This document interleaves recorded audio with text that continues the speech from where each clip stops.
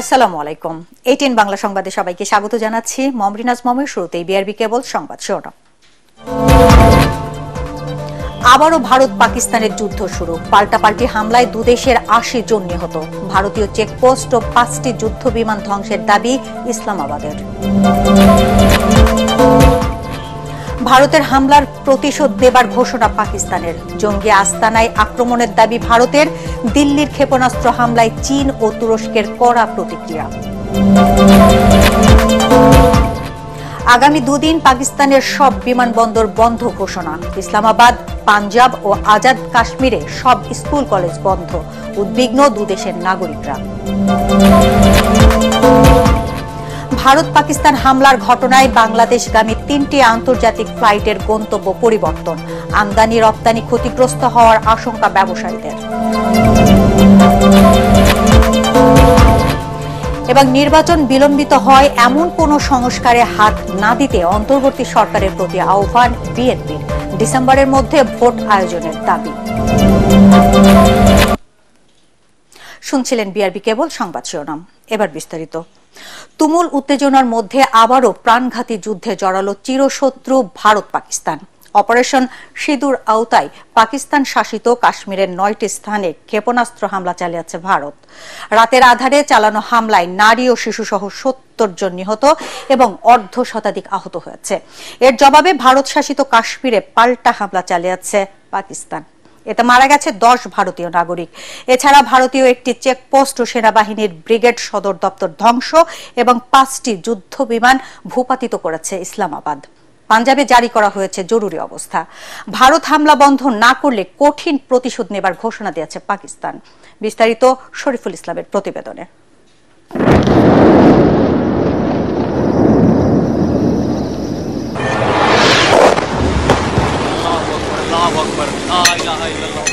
মঙ্গলবার গভীর রাতে পাকিস্তানের মুজফফরাবাদ, কোটলি, ভাওয়ালপুর সহ আজাদ কাশ্মীরের কয়েকটি স্থান লক্ষ্য করে একের পর এক ক্ষেপণাস্ত্র ছোড়ে ভারতীয় সেনাবাহিনী।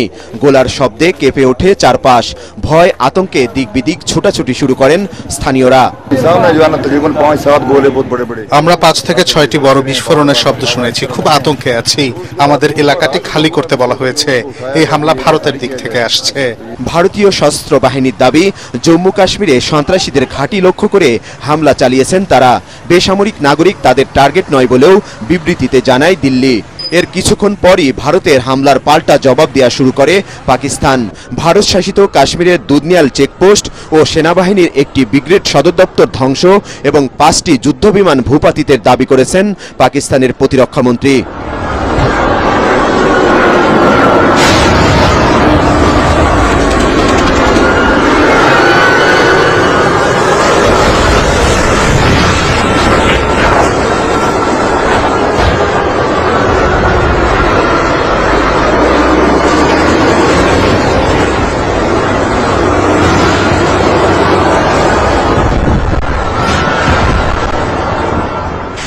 এর মধ্যে ফ্রান্সের তৈরি 3টি রাফাল, একটি রাশিয়ার তৈরি সু-30 এবং আরেকটি মিগ-29 যুদ্ধবিমান। ভারতীয় কয়েকজন সেনাকে যুদ্ধবন্দী হিসেবে আটকের দাবিও করেছেন তিনি। নিরাপত্তা প্রস্তুতি হিসেবে পাঞ্জাবে জারি করা হয়েছে জরুরি অবস্থা। পাল্টাপাল্টি হামলার ঘটনায় কাশ্মীরের রাজধানী শ্রীনগরের প্রধান বিমানবন্দর সহ উত্তর ভারতের বেশ কিছু এয়ারপোর্ট বন্ধ ঘোষণা করা হয়েছে। আতঙ্ক ছড়িয়ে পড়েছে যাত্রীদের মধ্যে।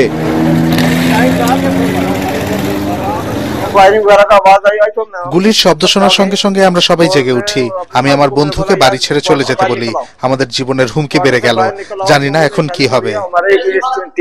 ভারতের এই ভুলের কড়া মাসুল দিতে হবে বলে সতর্ক করেছেন পাকিস্তানের সেনাবাহিনী। আমাদের 6টি স্থানে 24টি আঘাত হেরেছে ভারত। এতে অনেক পাকিস্তানি নাগরিক শহীদ হয়েছেন।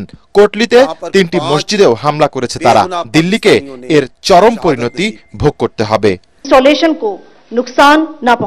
অন্যদিকে ভারতীয় সশস্ত্র বাহিনীর দাবি, পেহেলগামে সন্ত্রাসী হামলার জবাব দিতেই এই আক্রমণ। পাকিস্তানের লক্ষ্যবস্তুগুলোতে হামলার রোডম্যাপও প্রকাশ করেছেন তাদের মুখপাত্র।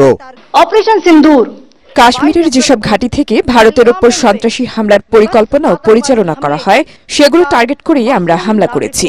আমাদের এই অভিযান সুনির্দিষ্ট ও সীমিত। কোনো পাকিস্তানি সামরিক স্থাপনা লক্ষ্যবস্তু করা হয়নি। 9 टेररिस्ट कैंप्स को टारगेट किया गया।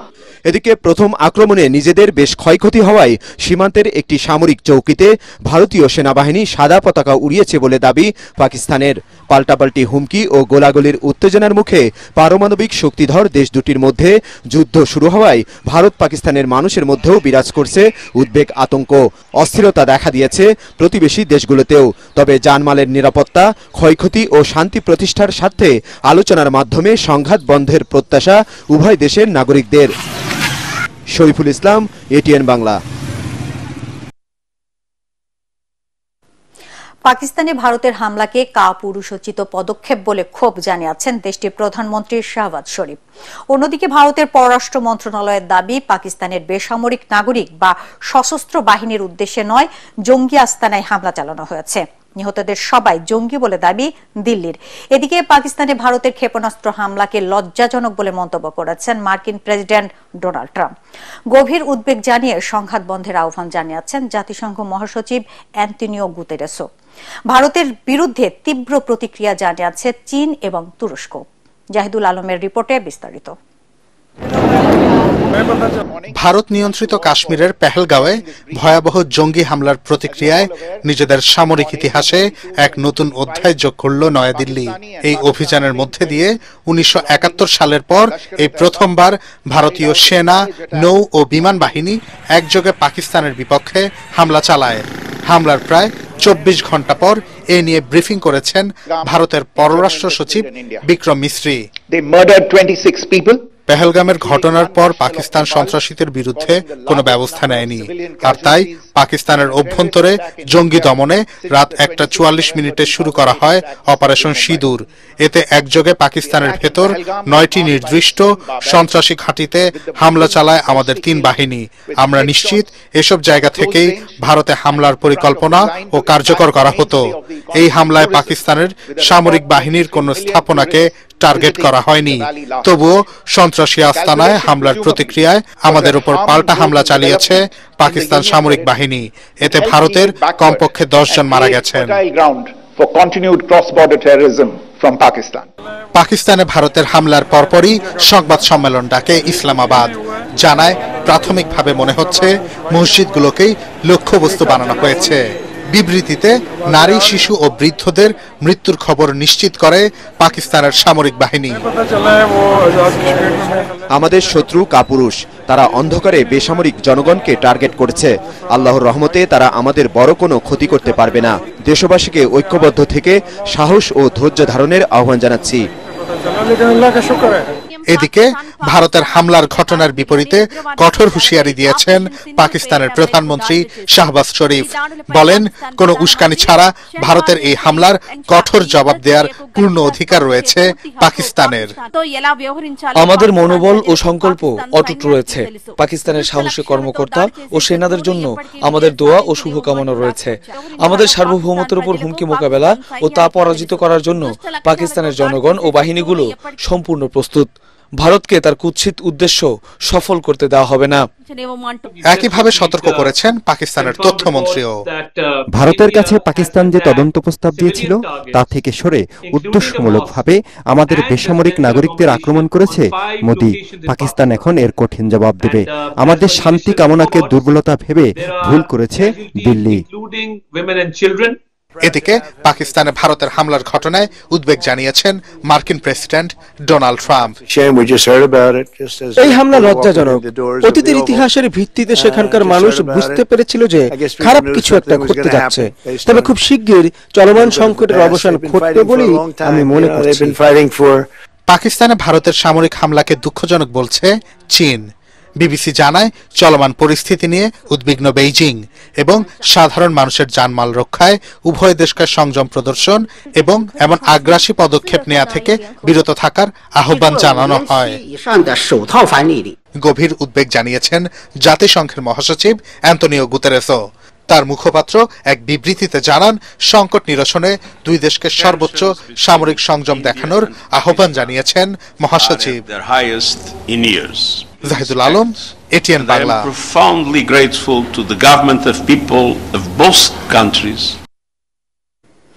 পাল্টাপাল্টি হামলার জেরে আগামী দুদিন দেশের সব বিমানবন্দর বন্ধ ঘোষণা করেছে পাকিস্তান। বন্ধ ঘোষণা করা হয়েছে ইসলামাবাদ, পাঞ্জাব ও ভারত নিয়ন্ত্রিত কাশ্মীরের সব স্কুল কলেজ। এদিকে ভারত পাকিস্তান পাল্টাপাল্টি হামলার প্রভাব কি হতে পারে তা নিশ্চিত নয়, তবে পরিস্থিতি উদ্বেগজনক বলে মনে করছেন আন্তর্জাতিক সম্পর্ক বিশ্লেষকরা। বিস্তারিত জানাচ্ছেন ফারহিন ইসলাম টুম্পা। ভারতের ক্ষেপণাস্ত্র হামলায় শিশুসহ বেশ কয়েকজন হতাহতের পর তা প্রতিরোধ করে আকাশ ও স্থল পাল্টা হামলা চালায় পাকিস্তানও। এ নিয়ে থমথমে পরিস্থিতি বিরাজ করছে উভয় দেশেই। হামলার বিষয়ে ভারত আবারও দাবি করেছে যে তারা জঙ্গিদের ব্যবহৃত অবকাঠামোতেই আঘাত করেছে। উত্তেজনাকর এমন পরিস্থিতিতে বাণিজ্যিক বিমান চলাচল হুমকি জানিয়ে পরবর্তী ৪৮ ঘণ্টার জন্য সব বিমানবন্দর বন্ধ ঘোষণা করেছে পাকিস্তানের বেসামরিক বিমান চলাচল কর্তৃপক্ষ।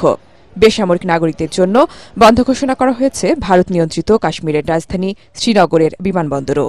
বন্ধ ঘোষণা করা হয়েছে ইসলামাবাদ ও পাকিস্তান এবং ভারত নিয়ন্ত্রিত কাশ্মীরের সব স্কুল কলেজ। इंडिया ने बहुत गलत हमला कर दिया हमारे ऊपर और जुल्म किया, उस वजह से फ्लाइटें बंद हो गई। इस्लामाबाद अगर गरीब जाओगे आधा घंटा फ्लाइट उतरने वाला था। দক্ষিণ এশিয়া বিষয়ক বিশ্লেষক মাইকেল কুজেনম্যান পারমাণবিক অস্ত্রধারী প্রতিবেশীদের মধ্যে এই পরিস্থিতিকে উদ্বেগজনক বলে অভিহিত করেছেন।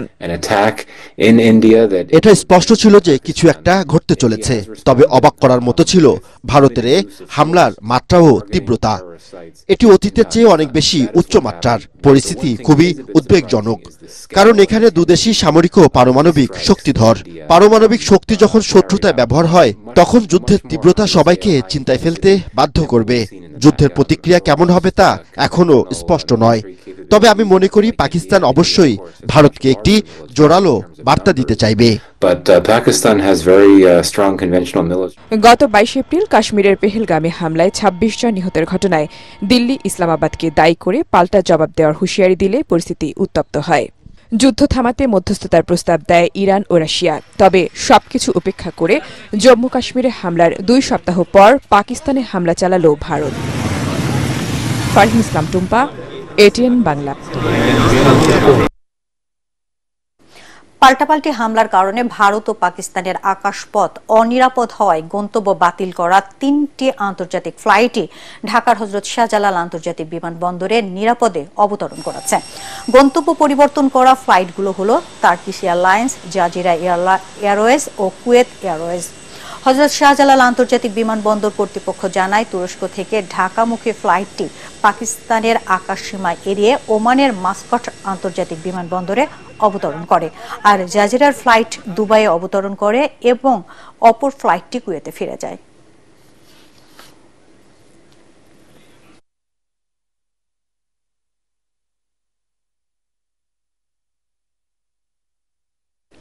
এদিকে ভারত পাকিস্তান সংঘাত নিয়ে তাৎক্ষণিক প্রতিক্রিয়ায় বিকেএম এর সভাপতি মোহাম্মদ হাতেম জানিয়েছেন, প্রতিবেশী দুদেশের পাল্টাপাল্টি হামলায় সব সীমান্তেই কড়াকড়ি আরোপ করা হবে। এতে ক্ষতিগ্রস্ত হবে আমদানি রপ্তানি ও অর্থনীতি। আকাশপথে রপ্তানি ব্যয় বাড়বে বলেও শঙ্কা প্রকাশ করেন তিনি।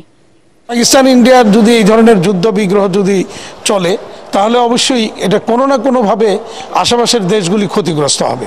আর সবচেয়ে বেশি ক্ষতিগ্রস্ত হবে যেই কারণে যখন এই ধরনের কোনো যুদ্ধ বিগ্রহ হয় তখন সীমান্তটা খুব কড়াকড়ি করা হয়, তো ফলে সীমান্ত দিয়ে যে বাণিজ্যটা হয় এই বাণিজ্যটাও তখন ব্যাহত হয়। আলটিমেটলি আমাদের এখানে নিত্য প্রয়োজনীয় দ্রব্যের একটা মূল্য বেড়ে যেতে পারে, সংকট দেখা দিতে পারে। একইভাবে ওই পাকিস্তান ইন্ডিয়াতেও কিন্তু একই জিনিস ঘটবে। ভারত পাকিস্তানের পাল্টাপাল্টি হামলা কারোর জন্য মঙ্গলজনক নয় বলে মন্তব্য করেছেন জামায়াতে ইসলামের আমির ডাক্তার শফিকুর রহমান। এ ঘটনায় গ্রহণযোগ্য, নিরপেক্ষ ও আন্তর্জাতিক তদন্ত এবং উভয় পক্ষকেই দায়িত্বশীল ভূমিকা পালনের দাবি জানিয়েছেন তিনি। ভারত পাকিস্তানের পাল্টাপাল্টি হামলা নিয়ে ফেসবুক পোস্টে আমিরে জামায়াত বলেন, যুদ্ধ কারোর জন্যই কল্যাণকর নয়।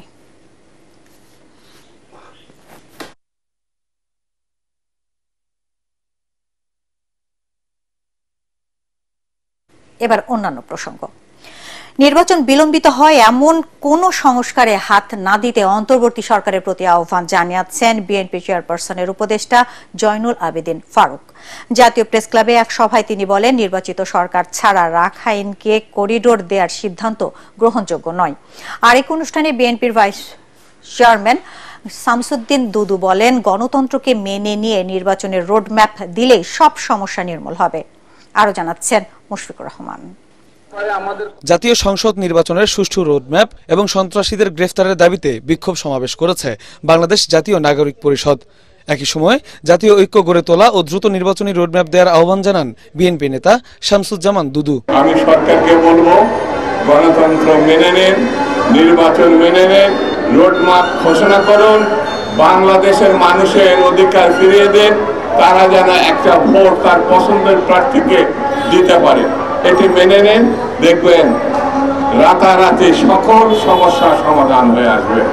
অন্তর্বর্তী সরকারের প্রতি ডিসেম্বরের মধ্যে নির্বাচন দেওয়ার দাবি জানান বিএনপি নেতা ও সাবেক বিরোধী দলীয় চিফ হুইপ জয়নুল আবেদিন ফারুক। মানবিক করিডোর নয়, আওয়ামী লীগের লুট করা অর্থ ফেরত এনে প্রয়োজনে রাখাইনে মানবিক সহায়তা দেওয়ার আহ্বান জানান তিনি। বিগত 16 বছরে আওয়ামী লীগের নেতারা, আওয়ামী লীগের সহযোগী সংগঠকের নেতারা সামান্যতম পদ পদবি যারা পেয়েছে আওয়ামী লীগের, তারা বাংলাদেশে যে সম্পদ লুট করেছে, যদি এই সরকার চেষ্টা করে এই সম্পদ উদ্ধার করে এই রাখানের জন্য যে কোনো একটা দ্বীপ রাষ্ট্র কিনে দিতে পারে। এ সময় জনগণের অনাস্থা তৈরির আগেই দ্রুত নির্বাচন দিতে সরকারের প্রতি আহ্বান জানান বিএনপি নেতারা। মুশফিকুর রহমান, এটিএন বাংলা, ঢাকা। রাজনৈতিক দলের অবশ্যই নিজস্ব আদর্শ থাকবে, কিন্তু তারা নিজেদের মধ্যে আলোচনার ভিত্তিতে কিছু মৌলিক প্রশ্নে ঐক্যবদ্ধ হবেন, এমন প্রত্যাশা জাতীয় ঐক্যমত্য কমিশনের সহসভাপতি অধ্যাপক ডক্টর আলী রিয়াজের। সকালে জাতীয় সংসদ ভবনের এলডি হলে নাগরিক ঐক্যের সঙ্গে দ্বিতীয় দফার বৈঠকের সূচনা বক্তব্যে তিনি একথা বলেন। প্রত্যেক রাজনৈতিক দল এক্ষেত্রে কিছু কিছু ছাড় দেবেন বলেও তার আশা। নাগরিক ঐক্যের সাধারণ সম্পাদক শহীদুল্লাহ কায়সারের নেতৃত্বে 6 সদস্যের প্রতিনিধি দল বৈঠকে অংশ নেন। পরে তারা জানান, দ্বিকক্ষ বিশিষ্ট সংসদের ব্যাপারে আগের বৈঠকে আপত্তি জানালেও এবার পক্ষে মত দিয়েছে নাগরিক ঐক্য। সংবিধান সংস্কার কমিশনের বেশ কিছু বিষয়ের মধ্যে তাদের সাথে আলোচনার ভিত্তিতে পরবর্তীতে আমরা দলীয় ফোরামে আলোচনার মাধ্যমে, যেমন তখন আমরা দ্বিকক্ষ বিশিষ্ট পার্লামেন্টের ব্যাপারে একমত ছিলাম না। এখন আমাদের বেশ কিছু জায়গায় অবজারভেশন আছে, যে অবজারভেশনগুলো ঐক্যমত্য কমিশনের পক্ষ থেকে বলা হয়েছে সেগুলো তারা বিবেচনায় নেবে, এবং আমরাও তাদের যে যুক্তি সেটাকে বিবেচনায় নিয়ে আমরা দ্বিকক্ষ বিশিষ্ট পার্লামেন্টের ব্যাপারে আমরা এখন একমত হয়েছি। প্রত্যেকটি রাজনৈতিক দলের আলাদা অবস্থান অবশ্যই থাকবে, সকলকেই একটা কতগুলো মৌলিক জায়গায় আমাদেরকে একমত হতে হবে। তার জন্য নিঃসন্দেহে রাজনৈতিক দলগুলোর থেকে আমরা আশা করছি যে প্রত্যেকেই কিছু কিছু ছাড় দেবেন, দিয়ে এক জায়গায় আসা যাবে। আপনাদের রাজনৈতিক দলগুলির মধ্যেও আপনাদের সহযোগী শক্তি যাদের সাথে আপনাদের ভিন্ন মত আছে, তারাও তো একটু আলোচনা করুন নিজেদের মধ্যে। প্রধান উপদেষ্টা ডক্টর মোহাম্মদ ইউনূসের সভাপতিত্বে জাতীয় অর্থনৈতিক পরিষদের নির্বাহী কমিটি একনিকের সভা শেষ হয়েছে। রাজধানীর আগারগাঁওয়ের পরিকল্পনা কমিশনের কার্যালয়ে এই সভা অনুষ্ঠিত হয়। এতে অনুমোদনের জন্য বিভিন্ন প্রকল্প নিয়ে আলোচনা হয়। এই সময় বাংলাদেশ কর্ম কমিশন সচিবালয়ের 7টি আঞ্চলিক কার্যালয় প্রতিষ্ঠানের সক্ষমতা বৃদ্ধি প্রকল্প, রবীন্দ্র বিশ্ববিদ্যালয় স্থাপন ও খুলনার সাতক্ষীরা ও বাগেরহাট জেলা সেচ ব্যবস্থাপনার উন্নয়ন প্রকল্প নিয়ে আলোচনা হয়। সভায় উপদেষ্টা পরিষদের সদস্য সহ সংশ্লিষ্টরা অংশ নেন। জঙ্গি নাটক সাজিয়ে কল্যাণপুরের জাহাজ বাড়িতে 9 তরুণ হত্যা মামলার তদন্ত প্রতিবেদন দাখিলে 14 জুলাই পর্যন্ত সময় দিয়েছে আন্তর্জাতিক অপরাধ ট্রাইব্যুনাল। একই সাথে মামলার আসামি সাবেক আইজিপি AKM শহীদুল হক, ডিএমপির সাবেক কমিশনার আসাদুজ্জামান মিয়া ও মিরপুর জোনের সাবেক ডিসি জসিমউদ্দিন মোল্লাকে একদিন করে জিজ্ঞাসাবাদের অনুমতি দিয়েছে আদালত। বিচারপতি গোলাম মুর্তজা মজুমদারের নেতৃত্বাধীন 3 সদস্যের ট্রাইব্যুনাল এই আদেশ দেন। শহীদুল হককে 25 মে, আসাদুজ্জামানকে 27 মে ও জসিমউদ্দিন মোল্লাকে 29 মে জিজ্ঞাসাবাদ করবে ট্রাইব্যুনালের তদন্ত সংস্থা। এর আগে সকাল 10টার দিকে এই 3 আসামিকে ট্রাইব্যুনালে হাজির করা হয়।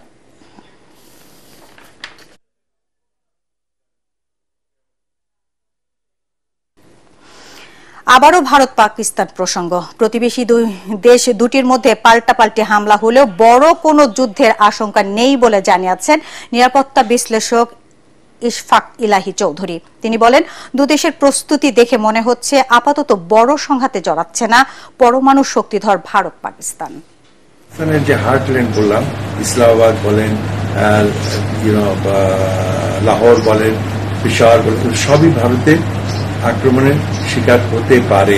কিন্তু অন্যদিকে যে ভারতের বিকজ তাদের ইয়েগুলো অনেক গভীরে, সে দিল্লি বলেন, আগ্রা বলেন, আপনার মুম্বাই বলেন, চেন্নাই বলেন, এগুলো অনেক ভিতরে, সেগুলো হার্টল্যান্ডে মানে এফেক্ট হবে না। সেই জন্যই পাকিস্তানকে নিয়ে যথেষ্ট শঙ্কা।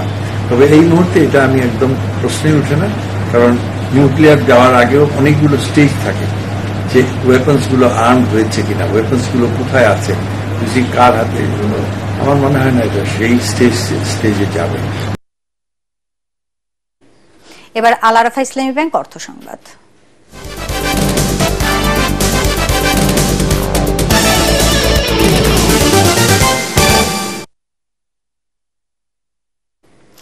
University of information technology and science UITS এর চেয়ারম্যান মোহাম্মদ মিজানুর রহমানের বিরুদ্ধে মিথ্যা মামলার প্রতিবাদে সমাবেশ ও বিক্ষোভ মিছিল করেছেন প্রতিষ্ঠানটির শিক্ষার্থীরা। দুপুরে রাজধানীর বাড্ডার নতুন বাজার থানার সামনে এই মানববন্ধন ও বিক্ষোভ মিছিল অনুষ্ঠিত হয়। ইউআইটিএস এর চেয়ারম্যানের বিরুদ্ধে যারা অপপ্রচার চালাচ্ছে তাদের দ্রুত আইনের আওতায় আনার দাবি জানান শিক্ষার্থীরা।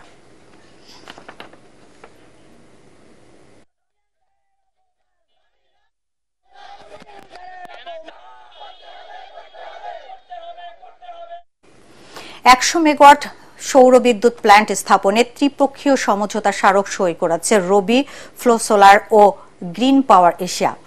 রাজধানীতে রবির কর্পোরেট অফিসে এমওইউতে সই করেন রবি অজিয়াটার পিএলসির chief technology officer Perinha Elhami Ahmed মেতাওয়েহে।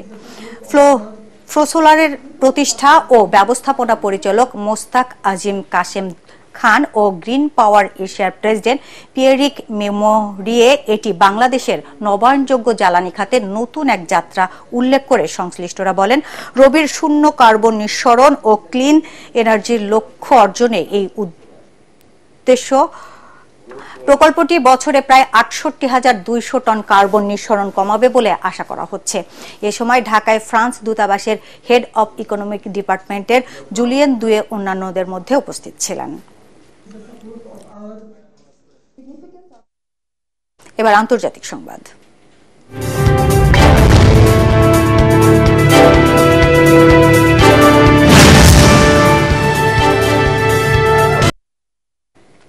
ব্যাপকভাবে ক্ষেপণাস্ত্র ও গোলাবারুদের উৎপাদন বাড়িয়েছে উত্তর কোরিয়া। দেশটির রাষ্ট্রীয় সংবাদ মাধ্যম জানান, উত্তর কোরিয়ার সর্বোচ্চ নেতা কিম জং উন সামরিক কারখানাগুলো পরিদর্শন করেছেন, ঘোষণা দিয়েছেন আধুনিকায়নেরও। একই সাথে বিশ্বজুড়ে সৃষ্টি হওয়া যুদ্ধ পরিস্থিতিতে নিজেদের নিরাপদ রাখতে সামরিক শক্তি বৃদ্ধি ও গোলাবারুদ উৎপাদন দ্বিগুণ করার নির্দেশও দেন তিনি। এমন ঘোষণার পর দক্ষিণ কোরিয়ার গোয়েন্দা সংস্থার দাবি, পিয়ংইয়ংয়ের এই তৎপরতা রাশিয়াকে সহায়তার জন্য এরই মধ্যে উত্তর কোরিয়া রাশিয়াকে 15,000 সেনা পাঠিয়েছে। এছাড়া গোলা বারুদ, ব্যালিস্টিক মিসাইল সহ বিভিন্ন সামরিক সরঞ্জাম মস্কোয় পাঠানো হচ্ছে বলেও তাদের দাবি। সিওলের এই দাবির পর পশ্চিমা দেশগুলো বলছে, রাশিয়াকে উত্তর কোরিয়ার এমন সহায়তা আঞ্চলিক ও বৈশ্বিক নিরাপত্তায় প্রভাব ফেলছে। এবার খেলার খবর।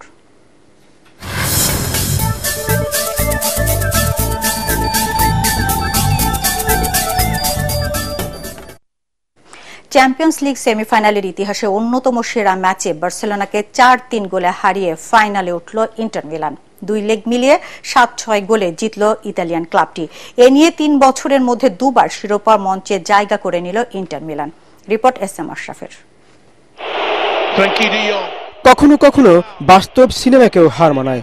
চ্যাম্পিয়ন্স লিগের সেমিফাইনালে বার্সেলোনা আর ইন্টার মিলান যা করলো তা কোনো চিত্রনাট্যকারকে উপস্থাপন করতেও হয়তো বেগ পেতে হতো।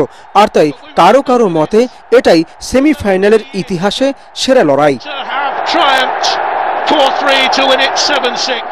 সান সিরোয় বার্সেলোনাকে জিততে হলে ইতিহাস গড়তে হতো। এ মাঠে ইউরোপীয় ক্লাব ফুটবলের প্রতিযোগিতায় শেষ 4-এ কখনোই হারেনি ইন্টার। সেই আভাস দেখা যায় লাউতারো মার্টিনেজ আর হাকান চালহানুউলুর গোলে প্রথমার্ধেই ইনজাগির দল এগিয়ে গেলে। কিন্তু দ্বিতীয়ার্ধে অবিশ্বাস্যভাবে ঘুরে দাঁড়ায় বার্সেলোনা। 54 মিনিটে এরিক গার্সিয়া আর 60 মিনিটে দানি উলমোর গোলে সমতায় ফেরে হানসি ফ্লিকের দল। ইন্টারের মাঠ তখন উত্তেজনায় কাঁপছে। এরপর 87 মিনিটে রাফিনহা যখন গোল করে কাতালান সমর্থকরা 10 বছর পর চ্যাম্পিয়ন্স লিগের ফাইনালে ওঠার স্বপ্ন দেখা শুরু করে। তবে সেই স্বপ্নে আঘাত করেন সেন্টার ব্যাক ফ্রান্সেসকো আচেরবি। শেষ মুহূর্তে সমতায় ফিরিয়ে সান সিরোয় টুইটুম্বুর গ্যালারিতে প্রাণ ফিরিয়ে আনেন। দুই লেগ মিলিয়ে খেলা তখন 6-6 সমতায়। তাতে ম্যাচ গড়ায় অতিরিক্ত সময়ে। সেখানে ইরানি স্ট্রাইকার মেহেদি তারিমের পাশে দলকে জেতান ক্রাইসিস ম্যান খ্যাত ফ্রাত্তেসি। 31 মে মিউনিখে শ্রেষ্ঠত্বের লড়াইয়ে নামবে Inter Milan. S M Ashraf, ATN Bangla. শেষ করার আগে বিআরবি কেবল সংবাদ শিরোনাম আরেকবার। আবারও ভারত পাকিস্তানের যুদ্ধ শুরু। পাল্টাপাল্টি হামলায় দুদেশের 80 জন নিহত। ভারতীয় চেকপোস্ট ও 5টি যুদ্ধবিমান ধ্বংসের দাবি ইসলামাবাদের। ভারতের হামলার প্রতিশোধ নেয়ার ঘোষণা পাকিস্তানের। জঙ্গি আস্তানায় আক্রমণের দাবি ভারতের। দিল্লির ক্ষেপণাস্ত্র হামলায় চীন ও তুরস্কের কড়া প্রতিক্রিয়া। আগামী দুদিন পাকিস্তানের সব বিমানবন্দর বন্ধ ঘোষণা। ইসলামাবাদ, পাঞ্জাব ও আজাদ কাশ্মীরে সব স্কুল কলেজ বন্ধ। উদ্বিগ্ন দুদেশের নাগরিকরা। ভারত পাকিস্তানের আকাশ অনিরাপদ হওয়ায় গন্তব্য বাতিল করা 3টি আন্তর্জাতিক ফ্লাইটই ফের ঢাকায় অবতরণ। আমদানি রপ্তানি ক্ষতিগ্রস্ত হওয়ার আশঙ্কা। এবং নির্বাচন বিলম্বিত হয় এমন কোন সংস্কারে হাত না দিতে অন্তর্বর্তী সরকারের প্রতি আহ্বান বিএনপির। ডিসেম্বরের মধ্যে ভোট আয়োজনের দাবি। দর্শক, পরবর্তী সংবাদ দেখার আমন্ত্রণ জানিয়ে এখনকার মতো শেষ করছি। এটিএন বাংলা সংবাদ ইউটিউবে দেখতে ব্রাউজ করুন youtube/এটিএন বাংলা। ধন্যবাদ সবাইকে।